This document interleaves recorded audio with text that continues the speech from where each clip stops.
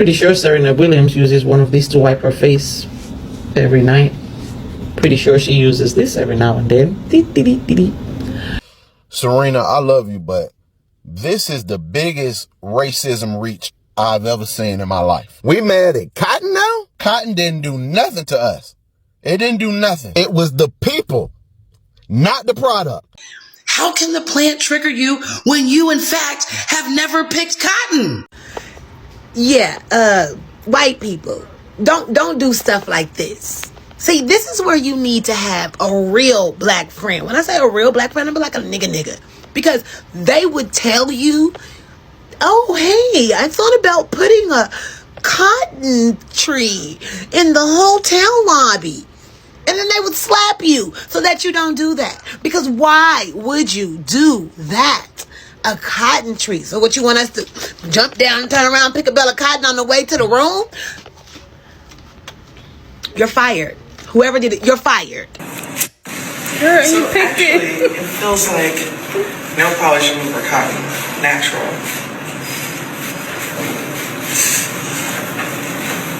Now, Serena girl, why would you pick the cotton? Like, we're going this far. Like, this is a super reach, bitch. It is literally decorations and it actually looks nice. And if you have a problem with cotton as decoration, then you shouldn't be wearing cotton clothes either. Like, hi guys, welcome back. My name is Ruby Masaga. Today, I want us to dive into a controversy that has stirred up heated debates across social media.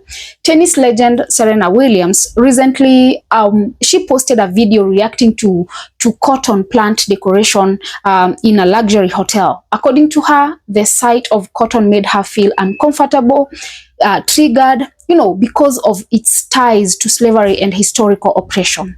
Now, critics, commentators, and everyday viewers weren't having it. Many accuse her of exaggerating, of playing into a victim mentality, and of fueling unnecessary division.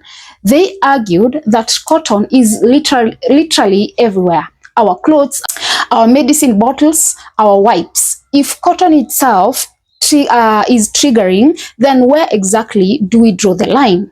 So guys, today we are unpacking this clash, Serena's discomfort, the critics' outrage, and what this really says about the way we deal with history, privilege, and race in 2025. So Megyn Kelly had the audacity to comment on how Serena Williams felt when she posted that picture of the cotton plant at the hotel. She was very dismissive about the situation, and she couldn't understand why Serena Williams felt the kind of way that she felt because she is wealthy. She went on to list the things that she has accomplished, which we've accomplished everything. We created everything. You wouldn't exist if it wasn't for us, right? Our voices speak loud, or they're proud, and we just are unapologetically inventors and creators and just a ball of awesomeness, okay? You cannot sit here and tell this girl how to feel. I don't care how many millions that you have. The damage is done. It's there. There's no apologies. It's like everybody's saying we should get over it. How do you get over something that has never had the proper apology given or the proper reparations given, or, it's just like it happened a long time ago. Get over it. But we're still being treated the same way. Pretty sure Serena Williams uses one of these to wipe her face every night. Pretty sure she uses this every now and then. Didn't trigger her. Pretty sure she had no concerns when she was getting married to that handsome Caucasian man of hers. But oh no, a simple decoration in a hotel triggers her. Not the fact that she's free in America, or she's powerful to express herself, or she worked hard and she succeeded in America.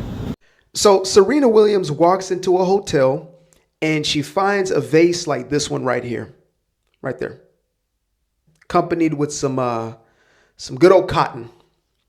And according to Serena, when she saw this said cotton, she felt uncomfortable.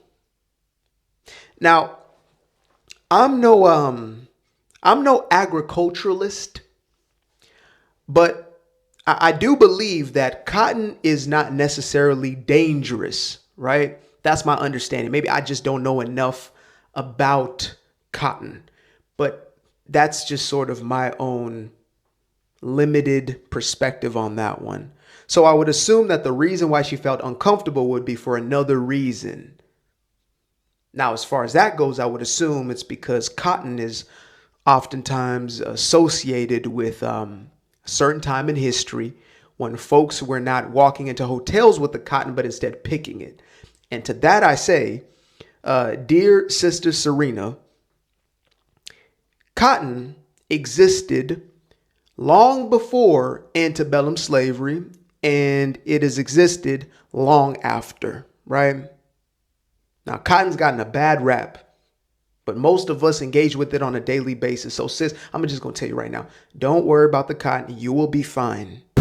So imagine you're Serena Williams. You're one of the greatest athletes of all time, probably the greatest athlete of all time. You're wealthy and powerful beyond measure. Your husband is a literal billionaire. You get this beautiful daughter. You live a charmed life to the level to which most people, white or black, would not even be able to comprehend. And yet and still, you're in some five-star hotel, probably the Plaza somewhere, and you get triggered by the most innocuous decoration, which is cotton decoration. Now, the average person in 2025 does not look at a cotton decoration and think of slavery. They don't think of illusions of slavery. They don't think of anything like that. But Serena Williams, one of the most wealthy, powerful women in the world, who is, again, one of the greatest athletes the world has ever seen, is so locked up and so stuck in that sort of like, since I am black, I have to be a victim, and I'm somehow a victim of slavery mentality.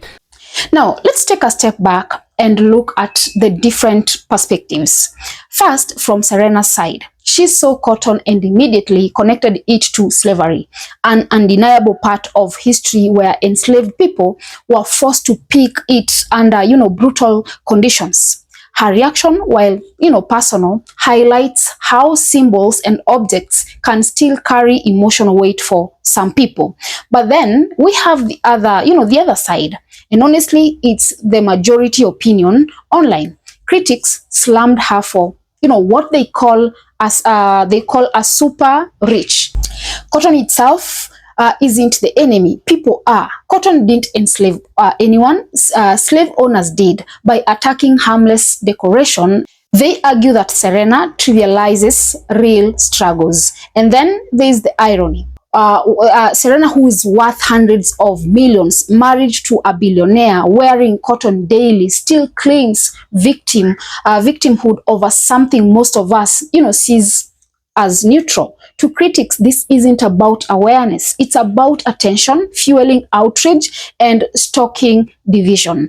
The question becomes, at what point do grievances lose their, weight?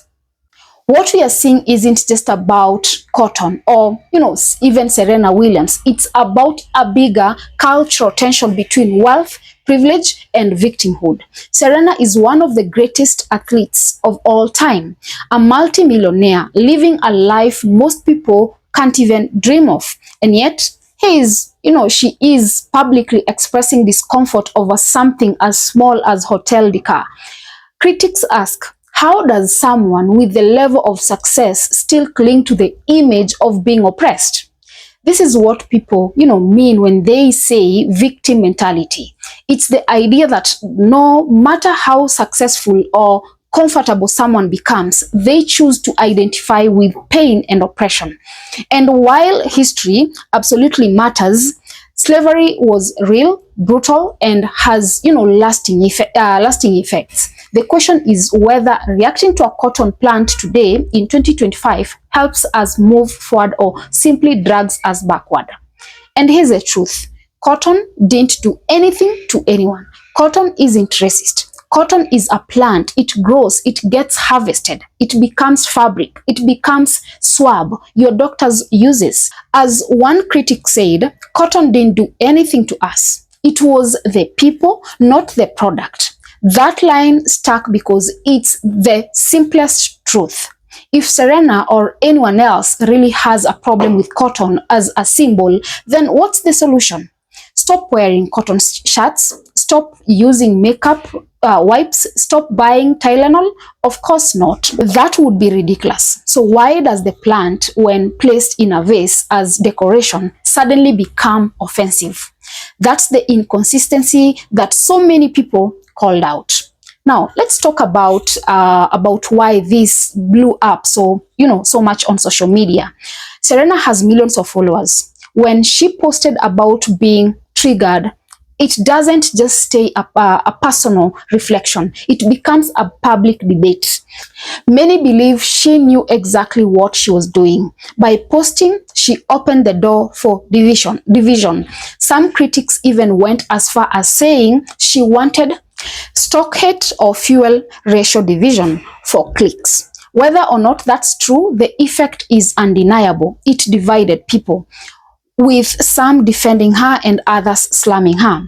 Another point critics raised is hypocrisy. Serena is married to a white man. That doesn't trigger her. She wears cotton daily. That doesn't trigger her. She uses products that come with cotton in them. No outrage there. But a decorative cotton plant in a hotel lobby, suddenly that is where the line is drawn. To many, that feels inconsistent at the best and performative at worst. And here's where, the frustration really boils over. Many people are simply tired of every little thing being, racialized, tired of people searching for reasons to be offended, tired of celebrities using their platforms to magnify small grievances instead of addressing real problems. We are in 2025. There are real issues, economic struggles, crime, education, inequality that deserve attention. But instead, the news cycle is talking about whether a cotton decoration in a vase is racist. And that is why many people, push back so hard. To them, this wasn't just about cotton, it was about the trivialization of history. When we equate a cotton, centerpiece with the trauma of slavery, we water down the seriousness of actual oppression.